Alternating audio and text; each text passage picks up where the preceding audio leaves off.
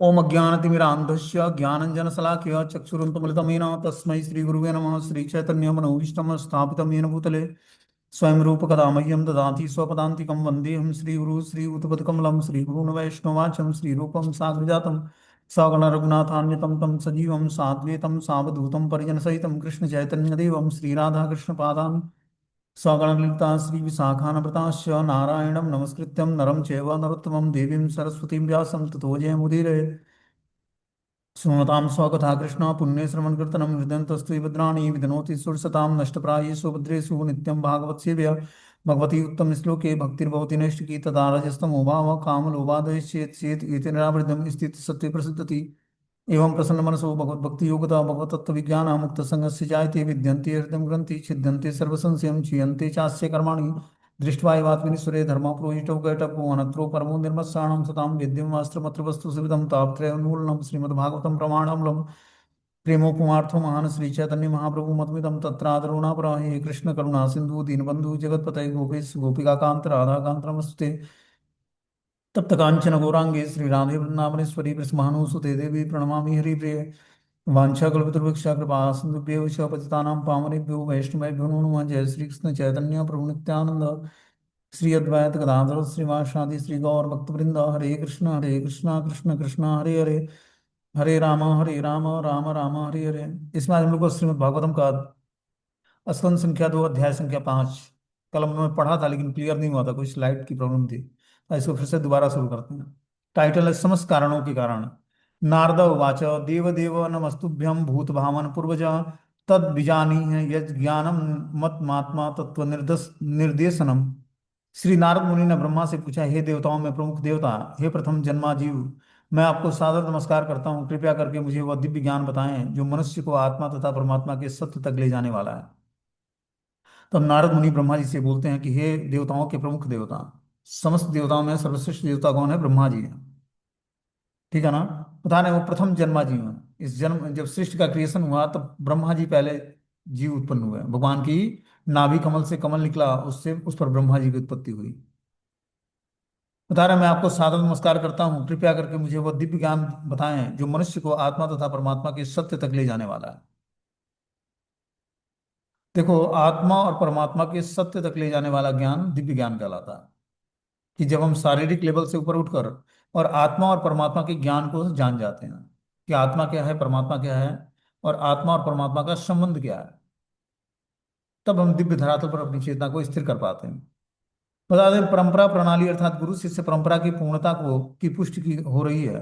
पिछले अध्याय में यह स्थापित किया गया है कि प्रथम जन्मा जीव ब्रह्मा जी ने सीधे परमेश्वर से ज्ञान प्राप्त किया और उन्होंने वही ज्ञान अगले शिष्य नारद को प्रदान किया। नारद ने ज्ञान प्रदान किए जाने की प्रार्थना की तो ब्रह्मा जी ने पूछे जाने पर ज्ञान प्रदान किया। अतः उस सही व्यक्ति से दिव्य ज्ञान के लिए याचना करना और सही ढंग से उसे प्राप्त करना परंपरा का विधान है। कि अपनी जो ये परंपरा है वो ब्रह्म माधव गौड़ी संप्रदाय, तो ये ब्रह्मा जी से चला रहा संप्रदाय है। पहले भगवान कृष्ण ने 4 श्लोकों में ब्रह्मा जी को भगवत गीता और भागवतम का ज्ञान प्रदान किया। चतुर्श्लोकी भगवत गीता और चतुर्श्लोकी श्रीमद् भागवतम। उसी 4 श्लोकों को उन्होंने अपने शिष्य नारद मुनि को बताया। नारद मुनि ने अपने शिष्य व्यास देव को बताया। व्यास देव ने आगे उसको 18,000 पुराणों की 18,000 श्लोकों से निर्मित श्रीमद् भागवतम की रचना किया। तो क्या है? एक गुरु शिष्य परंपरा है जिस परंपरा में हम लोग जुड़े हैं। एक उनके गुरु मतलब इस तरह से गुरु शिष्य परंपरा के अंतर्गत जब हम ज्ञान सीखते हैं तो ज्ञान हृदय में टिकाऊ होता है। बोलते हैं कि शिष्य नारद को प्रदान किया गया ब्रह्मा जी के द्वारा, और नारद ने ज्ञान प्रदान किए जाने की प्रार्थना की तो ब्रह्मा जी ने पूछे जाने पर ज्ञान प्रदान किया गया। अतः सही व्यक्ति से दिव्य ज्ञान के लिए याचना करना, सही ढंग से उसे प्राप्त करना परंपरा का विधान है। कि सही ढंग से याचना करना दिव्य ज्ञान के लिए सही व्यक्ति से, और सही ढंग से उसे प्राप्त करना, ये परंपरा का विधान है। कि ज्ञान सीखना है तो परंपरागत गुरु से ज्ञान सीखना है, और उन कृपा दिव्य ज्ञान सीखने के लिए याचना करनी है। जब तक हम याचना नहीं करेंगे तब तक दिव्य ज्ञान सीखेंगे नहीं। यह पैसे देने पर दिव्य ज्ञान नहीं आता है। दिव्य ज्ञान के लिए हृदय में विनम्रता होनी चाहिए। ये मानना चाहिए कि जो हमारे हमें पढ़ाने वाले हैं हमसे सर्वश्रेष्ठ हैं, और प्रार्थनाएं गुरु परंपरा से जब तक हम क्लियर नहीं करेंगे तब तक श्रीमद् भागवतम हृदय में प्रकाशित नहीं होगा। इसीलिए मंगलाचरण करना आवश्यक है। जब तक हम मंगलाचरण नहीं करेंगे तब तक ये श्रीमद् भागवतम की कथा हमें समझ नहीं आएगी।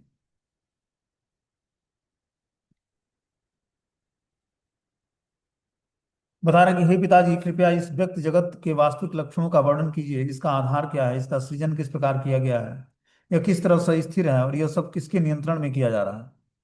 तो ब्रह्मा जी के पुत्र हैं नारद मुनि, बोलते हैं कृपया इस व्यक्त जगत के वास्तविक लक्षणों का वर्णन कीजिए। जो ये व्यक्त जगत दिख रहा है, इसका वास्तविक लक्षण क्या है, इसका आधार क्या है, इसका सृजन किस प्रकार किया गया है, यह किस तरह से स्थिर है, यह सब किसके नियंत्रण में किया जा रहा है।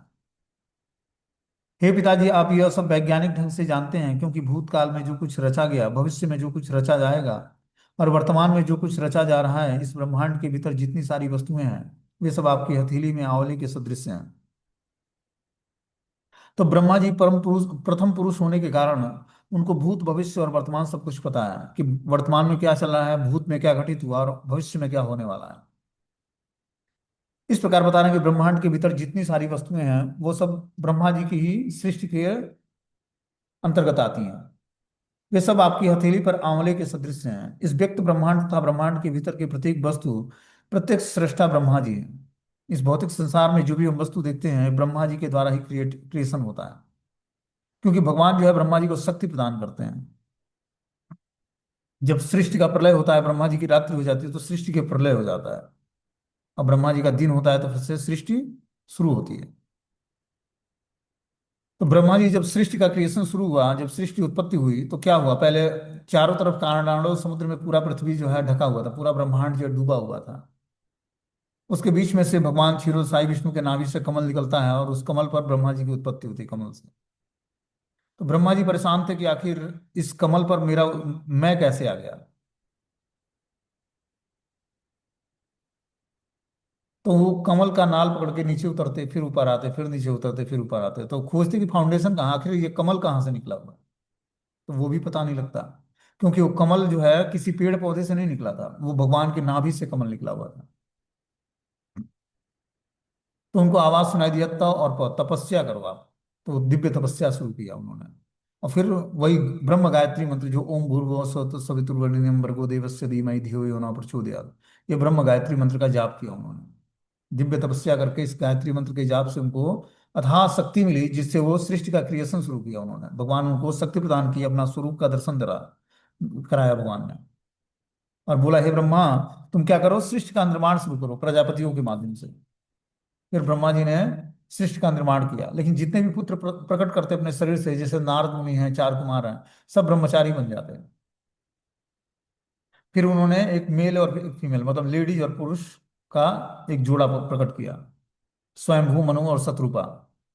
और वहां से सारा सृष्टि निर्माण हुआ। तो वही बता रहे हैं कि इस व्यक्त ब्रह्मांड तथा ब्रह्मांड के भीतर की प्रत्येक वस्तु प्रथम सृष्टा ब्रह्मा जी हैं। अतः वे जानते हैं कि भूतकाल में क्या घटा, भविष्य में क्या घटेगा, और इस समय क्या घट रहा है। तीनों मुख्य बातें यथा जीव, दृश्य जगत और नियंता, ये सतत कार्यशील हैं, चाहे भूत हो, वर्तमान हो या भविष्य। और प्रत्यक्ष व्यवस्थापक इन सारे कार्य कारणों को जानते रहते हैं। जिस तरह की हथेली में रखे आमलका के विषय में सब कुछ ज्ञात होता है।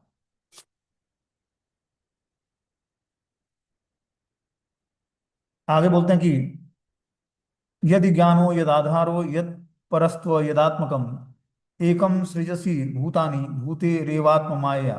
हे पिताजी, आपके ज्ञान का स्रोत क्या है, आप किसके संरक्षण में रह रहे हैं, आप किसके अधीनता में कार्य करते हैं, आपकी वास्तविक स्थिति क्या है। क्या आप अकेले ही सारे जीव को अपनी निजी शक्ति के द्वारा भौतिक तत्वों से उत्पन्न करते हैं। बोलते हैं, श्री नारद मुनि को यह ज्ञात था कि ब्रह्मा जी ने कठिन तपस्या करके सृजन शक्ति प्राप्त की थी। अतः वे समझ सके कि ब्रह्मा जी से ही श्रेष्ठ कोई नहीं, कोई है जिन्होंने ब्रह्मा जी को सृजन शक्ति से अभिभूत किया है। इसलिए उन्होंने ब्रह्मा जी से ये सारे क्वेश्चन पूछे कि आखिर ब्रह्मा जी को ये शक्ति कहाँ से प्राप्त होती है। कठिन तपस्या करके सृजन शक्ति ही ब्रह्मा जी ने प्राप्त किया। ये नारद मुनि को ज्ञात हो गया था कि जिन्होंने ब्रह्मा को सृजन शक्ति से अभिभूत किया है, वो आखिर कौन है। इसीलिए उन्होंने ये सारे प्रश्न पूछे। कहते हैं, जिस प्रकार मकड़ी अपने जाल को सरलता से उत्पन्न करती है और अन्यों के द्वारा पराजित हुए बिना अपनी सृजन शक्ति प्रकट करती है, उसी प्रकार आप अपनी आत्मनिर्भर शक्ति को प्रयुक्त करके दूसरे से सहायता लिए बिना सृजन आदि करते हैं। तो मकड़ी क्या करती है, अपना जाल बुनती है, अपने मुंह के लार से क्या करती है, जाल बना देती है। लेकिन वो अन्यों के द्वारा सहायता की मांग नहीं करती है कि कोई हमारी सहायता करे। अपनी सृजन शक्ति के द्वारा सब कुछ प्रकट करती है। उसी प्रकार आप भी आत्मनिर्भर शक्ति को प्रयुक्त करके दूसरों के सहायता के लिए बिना ही सारा सृजन कार्य करते हैं, डायरेक्टली भगवान के संरक्षण में। बोलते हैं कि आत्मनिर्भरता का सर्वश्रेष्ठ उदाहरण सूर्य है। सूर्य को प्रकाशित होने के लिए किसी दूसरे स्रोत की आवश्यकता नहीं पड़ती है। इस सूर्य प्रकाशित होता है तो उसका और कोई स्रोत नहीं है। सूर्य का प्रकाश अपने आप में अपना स्वयं का प्रकाश है, जो कि भगवान के नेत्र हैं। और भगवान की ब्रह्म ज्योति से सूर्य प्रकाशित होता है, उसी से प्रकाश प्राप्त करता है। प्रत्युत सूर्य ही समस्त प्रकाशमान वस्तुओं का सहायक बनता है, क्योंकि सूर्य के होने पर अन्य कोई प्रकाशमान वस्तु महत्वपूर्ण नहीं होती है। नारद ने ब्रह्मा की स्थिति की तुलना उस मकड़ी की आत्मनिर्भरता से की है, जो अन्य किसी की सहायता लिए बिना ही अपने लार की शक्तिशाली सृजन से अपना जाल बनाती है। तो इस प्रकार सूर्य का एग्जाम्पल बता रहे हैं कि सूर्य को प्रकाशित होने के लिए किसी दूसरे स्रोत की आवश्यकता नहीं पड़ती है। प्रत्युत सूर्य ही समस्त प्रकार के वस्तुओं का सहायक बनता है। उसी प्रकार मकड़ी भी आत्मनिर्भर होती है, अन्य किसी की सहायता लिए बिना लार के शक्तिशाली सृजन से अपना जाल बनाती है। बोलते हैं, ना हम वेदम परम अस्मिन, ना परम न समम विभु, नाम रूपम गुणे भाव्यम सद सद किंचित दयन्त्य। हम किसी विशेष वस्तु श्रेष्ठ निकृष्ट या समतुल्य नित्य या क्षणिक इन नामों लक्षणों और गुणों से जो भी समझ पाते हैं, वह आपके अतिरिक्त अन्य किसी स्रोत से सृजित नहीं होता है, क्योंकि आप इतने महान हैं। बता रहे हैं कि जो है, जो भी हम इस भौतिक संसार में कोई वस्तु देखते हैं जो श्रेष्ठ है, निकृष्ट है या समतुल्य है, नित्य है या क्षणिक है, इनके नामों लक्षणों और गुणों से जो कुछ भी समझ पाते हैं, वह आपके अतिरिक्त अन्य किसी स्रोत से सृजित नहीं होता है।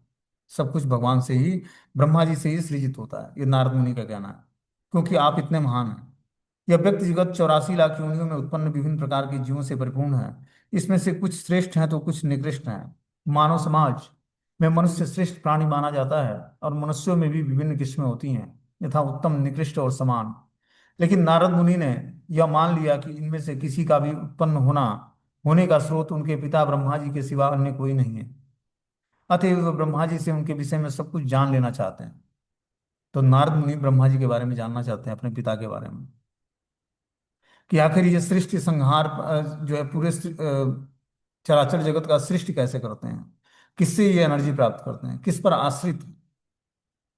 फिर भी जब हम आपके द्वारा पूर्ण अनुशासन में रहते हुए संपन्न की गई कठिन तपस्याओं के विषय में सोचते हैं, तो हम आपसे भी अधिक शक्तिशाली किसी व्यक्ति के अस्तित्व के विषय में आश्चर्यचकित रह जाते हैं, यद्यपि आप सृष्टि के मामले में इतने शक्तिशाली हैं।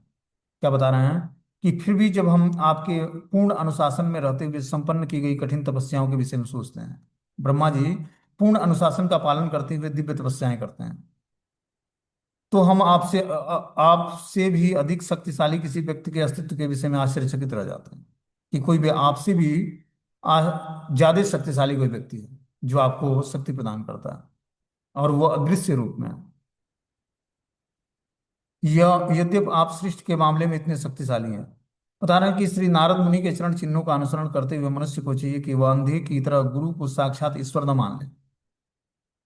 गुरु का सम्मान ईश्वर के समान ही किया जाना चाहिए, लेकिन जो गुरु अपने आप को साक्षात ईश्वर कहे, उसे तुरंत त्याग देना चाहिए।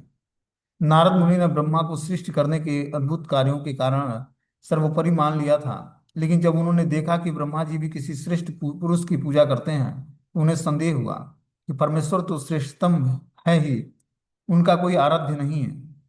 इसलिए उन्होंने ब्रह्मा जी से एक क्वेश्चन पूछा कि आखिर आपको एनर्जी देने वाला कौन है, जिससे आप पूरा सृष्टि का क्रिएशन करते हैं। नारद मुनि ने ब्रह्मा जी को सर्वोपरि पुरुष के रूप में सोचा था, किंतु जब उन्होंने देखा कि वे दिव्य अनुभूति के विधि में लगे हैं, तो उन्हें संदेह हुआ।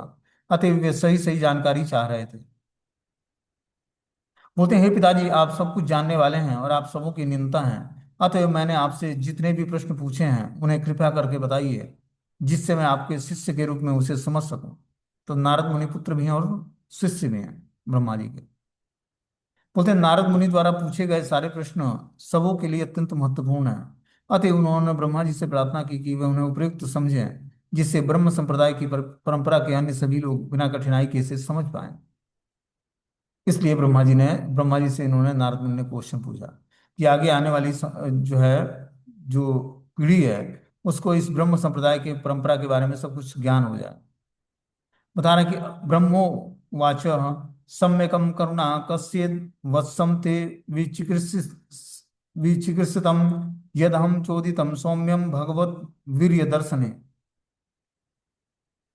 ब्रह्मा जी ने कहा, हे मेरे वत्स नारद, तुमसे तुमने सबों पर करुणा करके ही ये प्रश्न सारे पूछे हैं, क्योंकि इनसे मैं भगवान के पराक्रम की बारीकी से देखने के लिए प्रेरित हुआ हूँ।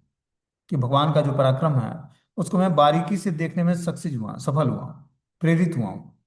जो तुम्हारे क्वेश्चन है वो मैं एक प्रेरणा प्रदान करते हैं, जिससे मैं और भगवान के पराक्रम की बारीकी को समझ सकूं। बोलते हैं नारद मुनि द्वारा प्रश्न पूछे जाने पर ब्रह्मा जी ने उनको बधाई दी, क्योंकि जब भी भक्तों से भगवान के विषय में प्रश्न पूछे जाते हैं तो वे अत्यंत प्रफुल्लित हो उठते हैं। यह भगवान के शुद्ध भक्तों का लक्षण है। कि भगवान के जो शुद्ध भक्त होते हैं उनसे जब व्यक्ति उचित क्वेश्चन पूछता है, ठीक है ना, भगवान के विषय में प्रश्न पूछता है, तो वो अत्यंत प्रफुल्लित होते हैं। यह भगवान के शुद्ध भक्तों का लक्षण है। भगवान के दिव्य कार्यकलापों से संबंधित ऐसे वार्ताओं से वह वायुमंडल शुद्ध हो जाता है जिसमें ये वार्ताएं होती हैं। अतः ऐसे प्रश्नों का उत्तर देते समय भक्तगण जीवंत हो उठते हैं। यह प्रश्नकर्ता और उत्तरदाता दोनों को ही शुद्ध करने वाला है। तो जब ऐसे क्वेश्चन कोई पूछता है भक्त, तो क्या होता है, उसके जवाब से सारे जीवों का उद्धार होता है। ठीक है ना। नारद मुनि ने जो क्वेश्चन पूछा, उससे क्या होगा, सभी लोगों को सृष्टि के बारे में पता लगा कि ब्रह्मा जी सृष्टि के क्रिएटर है, और भगवान से ही दिव्य शक्ति प्राप्त करके वो क्या करते हैं, सृष्टि का निर्माण करते हैं। बोलते हैं, नानृतम तम तच्चापि यथा माँ प्रवृषु भो विज्ञातम परम मत्तम एतावत्य यतो ही में। तुमने मेरे विषय में जो कुछ कहा है वह असत्य नहीं है, क्योंकि जब तक कोई उस भगवान के विषय में अवगत नहीं हो लेता जो मुझसे परे परम सत्य रूप हैं, तब तक वह मेरे सशक्त कार्यकलापों से निश्चित रूप से मोहित होता रहता है।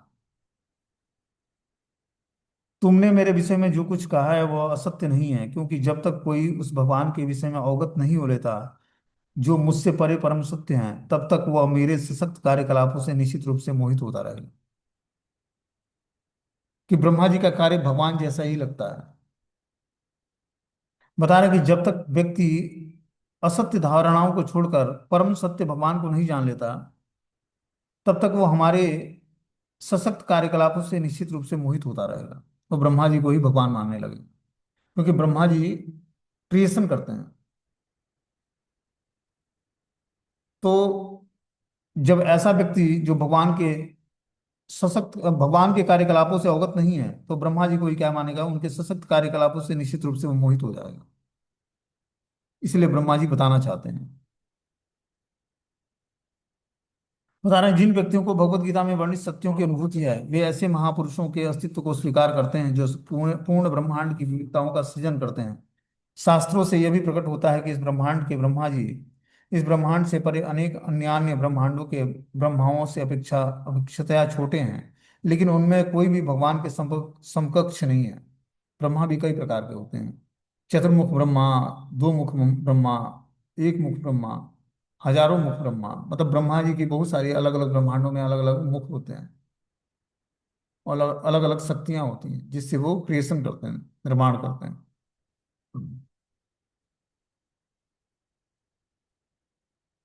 बोलते हैं, एनम स्व रोचि सा विश्वम रोचितम रोचयामहम यथा को अग्नि यथा सोम यथ्य छ बृहतारकम।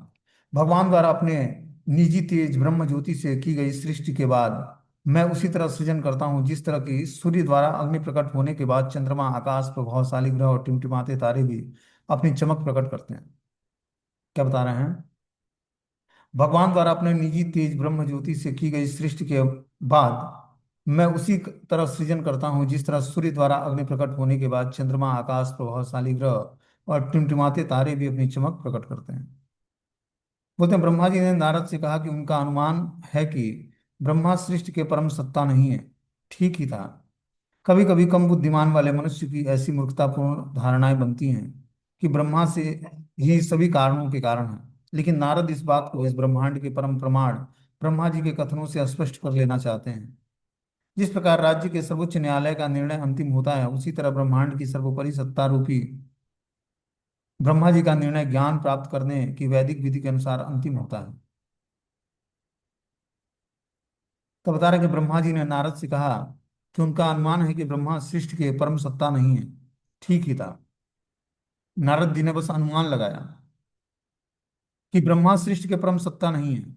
कभी कभी कम बुद्धिमान मनुष्य की ऐसी मूर्खतापूर्ण धारणा होती है कि ब्रह्मा ही समस्त कारणों के कारण है। लेकिन नारद इस बात को इस ब्रह्मांड के परम प्रमाण ब्रह्मा जी के कथनों से स्पष्ट कर लेना चाहते हैं।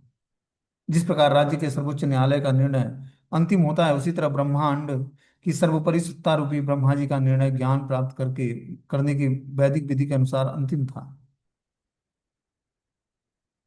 बता रहे कि ब्रह्मा जी अल्पज्ञों की गलत धारणाओं को स्पष्ट कर देते हैं और पुष्टि करते हैं कि वे विश्व की विविधताओं का सृजन भगवान श्री कृष्ण के प्रकाशमान तेज द्वारा उत्पन्न की गई सृष्टि के बाद करते हैं। ब्रह्मा जी ने अलग से यही बात ब्रह्म संहिता में इस प्रकार स्पष्ट कही है कि यस्य प्रभाव रोहतो जगदंड कोटि कोटिस्व शेष वक्त्राद विभूत भिन्नम तदबरस ब्रह्म निष्कलम अनंत शेष भूतम गोविंदादि पुरुषोत्तम हम भजामि। मैं उस आदि भगवान गोविंद की पूजा करता हूँ, जिनका दिव्य शारीरिक तेज जो ब्रह्म ज्योति के नाम से प्रसिद्ध है, जो असीम अगाध और सर्वव्यापी हैं। वे उन असंख्य लोकों में आदि की सृष्टि करते हैं, जिनमें नाना प्रकार की जलवायु और जीवन की दशाएं हैं। तो इस प्रकार बता रहे हैं कि जो है दिव्य शारीरिक तेज जो है भगवान का, वो ब्रह्म ज्योति के नाम से प्रसिद्ध है, जो असीम अगाध और सर्वव्यापी है। वे असंख्य लोगों की आदि की सृष्टि करते हैं, जिसमें नाना प्रकार की जलवायु और जीवन की दशाएं हैं। तो भगवान ऐसे असंख्य लोकों की सृष्टि करते हैं। एक लोक ही नहीं है, ऐसे अनेक लोक हैं। और भगवान के द्वारा क्या है, सबकी सबकी सृष्टि की जाती है, जिसमें नाना प्रकार के जलवायु और जीवन की दशाएं होती हैं। आगे बता रहे कि तस्मे नमो भगवते वासुदेवाय धीमहि यन माया दुर्जया माम बदंती जगत गुरु। मैं उस भगवान कृष्ण को नमस्कार करता हूँ तथा उनका ध्यान करता हूँ, जिनकी दुर्जय शक्ति उन्हें इस तरह प्रभावित करती है कि वे मुझे ही परम नियंता कहलाते हैं। बता रहे कि मैं उस भगवान कृष्ण को नमस्कार करता हूँ तथा उनका ध्यान करता हूँ, जिनकी दुर्जय शक्ति उन्हें इस तरह प्रभावित करती है कि वे मुझे ही परम नियंता कहते हैं।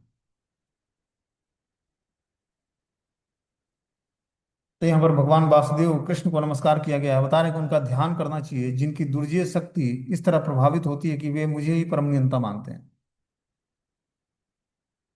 बोलते हैं जैसा कि अगले श्लोक में अधिक स्पष्ट रूप से बताया गया है कि अल्पज्ञ लोगों को भगवान की शक्ति इस तरह मोहित करती है कि वो ब्रह्मा जी को या अन्य किसी व्यक्ति को परमेश्वर मान बैठते हैं। देखो, जब व्यक्ति भगवान की भयंकर शक्ति से मोहित होता है, तो वो देवी देवताओं को ही अपना इष्ट आराध्य मानता है। समझ बात है। जब तक वो भगवान की भक्ति करके भगवान के भाव में स्थिर नहीं हो जाता, भगवान की अपनी चेतना आध्यात्मिक नहीं बना लेता है, तब तक वो देवी देवताओं की आराधना में उलझा होता है। और देवी देवताओं की आराधना में करके वो व्यक्ति इग्नोरेंस में होता है, अज्ञानता में होता है। उसको प्रकाश का मार्ग नहीं मिलता है। समझ रहे बात को। वो राजसी और तामसी गुण उसके अंदर बढ़ जाते हैं। लेकिन कृष्ण की जब शरण ग्रहण करेगा, तो धीरे धीरे सात्विक प्लेटफॉर्म से भी ऊपर उठकर शुद्ध सत्व के प्लेटफॉर्म पर आएगा और फिर भगवान को तत्व से जान पाएगा। बता रहे परमेश्वर तो भगवान श्री कृष्ण है, जो अपने दिव्य शरीर में आदि भगवान है और समस्त कारणों के कारण है। मैं उस आदि भगवान गोविंद की पूजा करता हूँ। ब्रह्मा जी ने अपनी असली स्थिति को जानते थे, और वे जानते हैं कि किस तरह अल्प ज्ञानी व्यक्ति भगवान की भ्रामक शक्ति द्वारा मोहित होकर हर एक को अपनी सनक के मुताबिक ईश्वर मान बैठता है। तो हर व्यक्ति अपनी सनक के अनुसार क्या करता है, भगवान की भ्रामक शक्ति से मोहित होकर वो अपना ईश्वर मान बैठता है किसी को। जो ही उसकी इच्छाओं को तृप्त करता है, उसी को क्या मानता है, वो परमेश्वर मान लेता है। कहते हैं ब्रह्मा जी जैसे उत्तरदायी पुरुष अपने शिष्यों या आश्रितों से परमेश्वर कहलाना पसंद नहीं करते। लेकिन मूर्ख व्यक्ति कुत्तों, सूकरों, ऊँटों और घोड़ों जैसे पुरुषों से प्रशंसनीय होने के लिए परमेश्वर के रूप में संबोधित किए जाने पर अत्यंत प्रफुल्लित होते हैं। ऐसे लोग ईश्वर कहलाने या मूर्ख प्रशंसकों द्वारा ईश्वर कहकर पुकारे जाने पर क्यों पुलकित होते हैं, इसकी व्याख्या अगले श्लोक में की गई है। कि जो व्यक्ति निहायत ही मूर्ख है, वो जो कुत्ते, सुकरों, ऊँटों और घोड़ों जैसे पुरुषों से प्रशंसित होते हैं, परमेश्वर के रूप में संबोधित किए जाने पर अत्यंत प्रफुल्लित होते हैं कि कोई उनको परमेश्वर करके पुकारता है। बोलते हैं, भगवान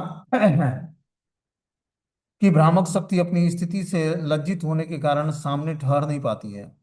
लेकिन जो लोग इसके द्वारा मोहित होते हैं, वे यह मैं हूं और यह मेरा है कि विचारों में लीन रहने के कारण व्यर्थ ही बातें करते हैं। तो जो व्यक्ति मैं और मेरा की भावनाओं में अपने विचारों में पालता है, वो भगवान की माया शक्ति जो है उसके द्वारा लज्जित न होने के कारण बता रहे कि भगवान की भ्रामक शक्ति अपनी स्थिति से लज्जित होने के कारण सामने ठहर नहीं पाती है, कि भगवान के पीछे जो है माया खड़ी होती है। माया मतलब इग्नोरेंस, अज्ञानता, अंधकार। तो जब व्यक्ति भगवान से विमुख होता है, ठीक है ना, तो क्या करती है माया, तुरंत उसको क्या कर लेती है, अपने गिरफ्त में ले लेती है। जो लोग इसके द्वारा मोहित होते हैं, वे मैं और मेरा के विचारों में लीन रहने के कारण व्यर्थ की बातें करते हैं। और इस प्रकार जो बता रहे हैं कि भगवान का दुर्जय शक्तिशाली छलनी शक्ति, तीसरी शक्ति को जो अज्ञानता का प्रतिनिधित्व करती है, संपूर्ण जीवित जगत को मोहित कर सकती है, तो भी वह इतनी प्रबल नहीं होती परमेश्वर के समक्ष ठहर पाए। अविद्या तो भगवान के पीछे रहकर वहीं से जीवों को गुमराह करती है। मोहग्रस्त जीवों का मुख्य लक्षण यह है कि वे व्यर्थ की बकवास करते हैं। तो जो व्यक्ति मोहग्रस्त होता है, वो व्यर्थ की बकवास करता है, जिसका अपने आध्यात्मिक जीवन से कुछ लेना देना नहीं। आध्यात्मिक जीवन का मतलब हो गया कि भौतिक संसर्ग से अपने चेतना को हटा लेना। जो जीवन में घटनाएं होती हैं उसको बार बार रटना, यह मतलब अपने अध्यात्म को भी समझा नहीं। जो अपने जीवन में घटनाएं होती हैं उसको उसी क्षण भूल कर आगे का प्रोसेस शुरू करो, आध्यात्मिक जीवन शुरू करो। उसको बार बार रटने वाला पागल व्यक्ति होता है। कोई कुछ बोल दे, तुरंत चिढ़ जाओगे, फायर हो जाओगे, ये भक्तों के लक्षण नहीं है। हर परिस्थिति में शांत बने रहो। अपने द्वारा किए हुए कर्मों के द्वारा हम अगला व्यक्ति हमें प्रताड़ित करता है या प्रेम करता है, उस प्रताड़नाओं को सौ चार लोगों से कहने की जरूरत नहीं है। खुद सह के उसका परिणाम देखोगे कि बहुत ही मंगलकारी होगा। भगवान की भक्ति करने से, जब तीव्रता से भजन करोगे, तो भगवान हर बंधन से आपको छुड़ा देंगे, अलग कर देंगे। लेकिन जब ऑपरेशन होता है तो मरीज को क्या कर सूना कर दिया जाता है। उसी तरह इस भौतिक संसार में गूंगे बहरे की तरह बने रहना पड़ेगा और सबके प्रताड़नाओं को सहते हुए भगवान की भक्ति में तीव्रता से आगे बढ़ना पड़ेगा। इतना आसान नहीं है भक्ति करना। बहुत ही सेक्रीफाइस करना पड़ता है, लोगों से सुनना पड़ता है। यूं ही कोई व्यक्ति पीछा नहीं छोड़ेगा। जिसके साथ आप जीवन गुजार दिए, अपने जीवन का बहुमूल्य समय, अब वो सोचो कि मुझे भक्ति करने देगा, तो कैसे करने देगा? या तो वो खुद भक्त बन जाए, या नहीं तो क्या करना पड़ेगा, उसके साथ एडजस्टमेंट करना पड़ेगा। परिस्थितियों के अनुसार अपने को ढाल कर और उसके साथ स्मार्टनेस के साथ उसके उत्तरदायित्व को पूरा करते हुए अपनी भक्ति करनी पड़ेगी। तब जाकर धीरे धीरे कर्म बंधनों से व्यक्ति छोड़े। ऐसा त्यागने से नहीं होगा, छूटेगा अपने आप सब कुछ। तो छूटे उससे पहले छोड़ने के लिए हमें क्या करना पड़ेगा, पहले दिव्य सेवा करनी पड़ेगी सब, और तीव्रता से हरि भजन करना पड़ेगा। तब जाकर हमें बंधनकारी जीवन से और बंधनकारी रिलेशन से छूट पाएंगे। यूं ही कोई पीछा नहीं छोड़ेगा। उसकी हृदय की हृदय ग्रंथि जुड़ी हुई है।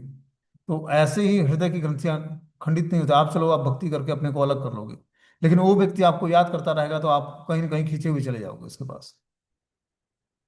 इसलिए बहुत ही सावधानी पूर्वक आध्यात्मिक रास्ते को, और जब हम चलना चाहते हैं तो बहुत ही सावधानी पूर्वक और तीव्रता से भगवान के भजन में जुड़ना पड़ेगा, तभी जाकर कुछ उपाय निकलेगा। और कोई दूसरा उपाय नहीं।